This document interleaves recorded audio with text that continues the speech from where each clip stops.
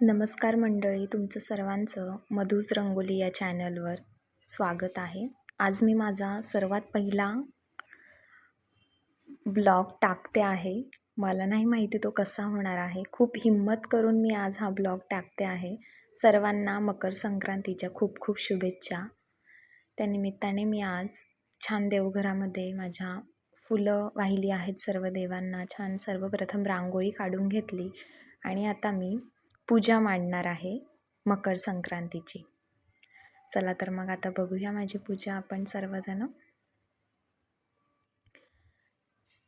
पाट ठेवून घेतलं मी आणि त्याच्यासमोर एक ताट ठेवून घेतला. मग आजूबाजूने आपल्याला रांगोळी काढण्यासाठी अंदाज येतो म्हणून मी सर्वप्रथम ताट आणि पूजेचं ताट ठेवून घेतलं आणि त्यानंतर मी रांगोळी काढली छान अशी.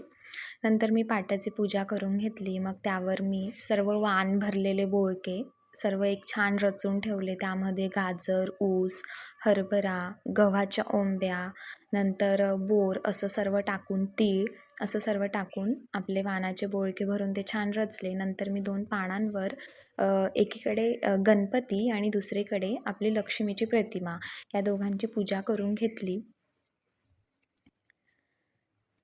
माझ्याकडे नागिनीचे पानं नव्हते म्हणून सासूबाई बोलल्यात की नसलं तरी चालतं, बाहेरून कुठलं एका झाडाचे पानं घेऊन ये आणि ते त्याच्यावर तू ठेवूनसुद्धा पूजा केली तरी चालते. नंतर मी माझं सर्व पूजेचं ताट रचून घेतला आणि मग दिवा लावला. दिवा लावून सर्व बोळक्यांना ओवाळून घेतलं. नंतर मी एक वाण देवीला दिलं, नमस्कार केला. त्यानंतर मी सर्व फुलं वाहिलेत सर्व बोळक्यांना आणि छान असं फुलांनी रचून घेतलं आहे ते सुंदर असं. सो अशी माझी आजची संक्रांतीची पूजा ही झालेली आहे. तुम्हाला सर्वांना कशी वाटली हे मला नक्की कमेंट करून सांगा. आणि माझ्या रांगोळीच्या चॅनलवर तुम्हाला अशा व्हिडिओज मी टाकलेल्या आवडतील का हे सुद्धा मला नक्की सांगा. आणि माझं पूजा मांडलेलं ताट आणि पूजा मांडलेलं पाट आणि पूजेचं ताट हे कसं वाटलं तेही सांगा. आणि हे चांदीचं नाही आहे. मी व्हॉट्सअपला स्टेटस ठेवलेलं त्यावेळेला मला खूप जणांनी विचारलं, मेसेजेस आलेत की हे चांदीचं आहे का? तर नाही, हे चांदीचं नाही आहे. त्याला फक्त सिल्वर पॉलिश आहे. मला लग्नात माझ्या आजीने दिलेलं आहे.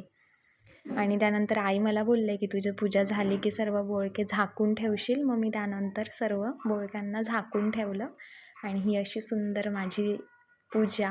त्यानंतर हे असं सुंदर माझं देवघर. आमच्या घरी रोज देवपूजा हे माझे सासरे करत असतात. धन्यवाद.